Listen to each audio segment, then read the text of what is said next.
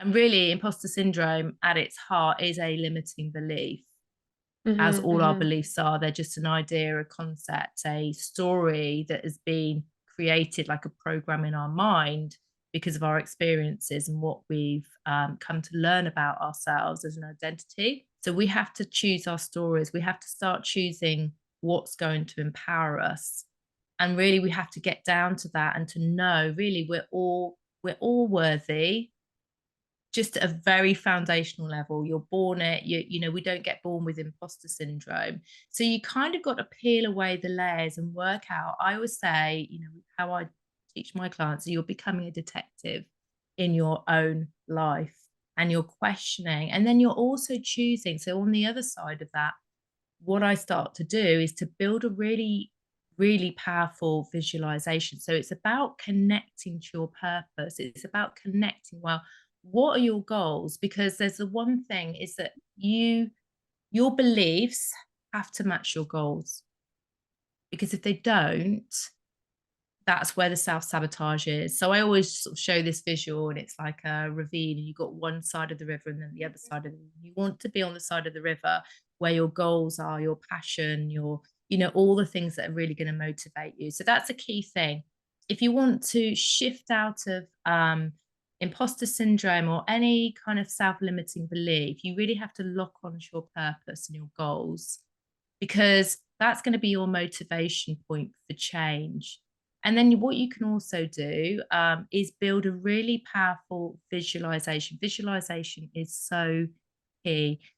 Create an image in your mind about how you want to show up, because loads of studies have shown that, our brains, the amazing thing about our brains is that they can't tell the difference between something that's real or imagined. So when you start visualizing this new you, the confident you, how are you going? And you've got to paint a picture so vivid. How are you going to feel? If you had performance anxiety, that might be, or how am I going to be standing? What posture? Wiring in how you're going to feel. So you can actually wire the brain to feel calmer, to send those messages.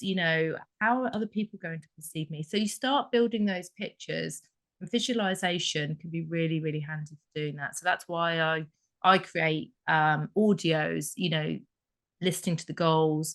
I paint a really, really vivid picture, and then they kind of use that to really start to kind of rewire the brain. Mm. But repetition is really key. So it's not good enough just to do this once. You need to repeat and repeat and repeat, because of neuroplasticity, that's the ability of the brain to change in terms of form and function. So the more we wire and fire, it's a bit like a pathway that we have to repeat, and it gets stronger and it gets stronger and it gets stronger.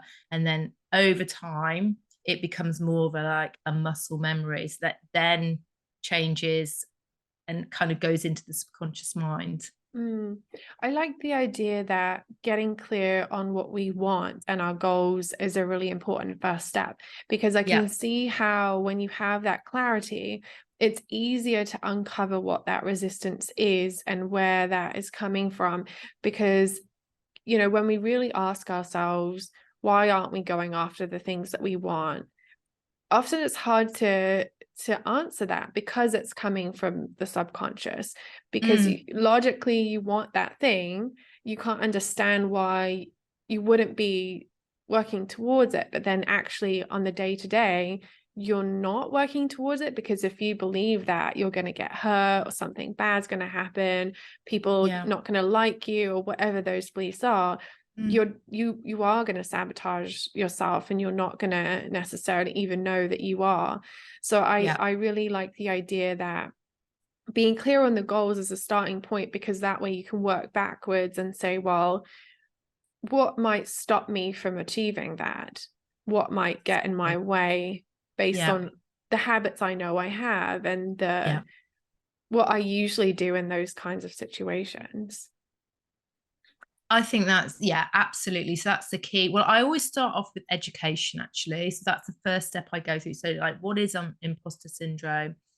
What are your belief systems? How do they form? Because you have to start, even as we start to take in new information, our brain starts making some patterns there. So it's like, oh, okay.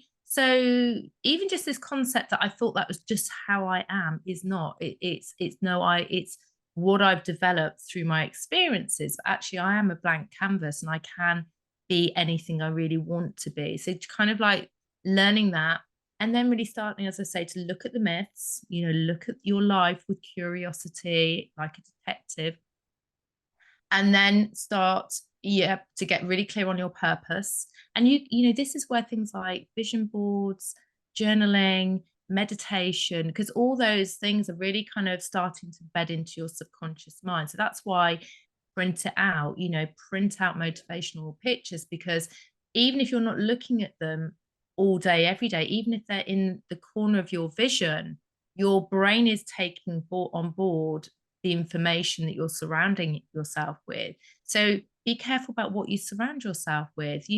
Surround it, seek out motivational points. Who do you know that really, and I know we have to be careful because sometimes we do end up comparing ourselves to others, but seeking out somebody that you can find who has had a similar journey that that invokes an emotional reaction. Because for belief revision, you have to have either go through cognitive dissonance, which is a discomfort in the brain. So when you take on new information, because your brain can't really hold conflicting beliefs. So you've got to create a little bit of discomfort, almost like the discomfort of looking at those goals and thinking, I really want to reach those. And then know that, you know what, I can imagine myself in a year from now, I've cleared the imposter syndrome. I've reaching my goals. How am I going to feel? Really lock onto that vision. Really give yourself that big motivation. Put it somewhere that you can see it every single day. So start doing those things, because you're going to dialogue with your brain in a really powerful way. Yeah, no, I've definitely tried out some of those techniques and I found them really helpful, but we have to be actively doing it and making a point of doing it on a regular Yeah, basis. Otherwise, we just fall absolutely. back into our regular day-to-day lives.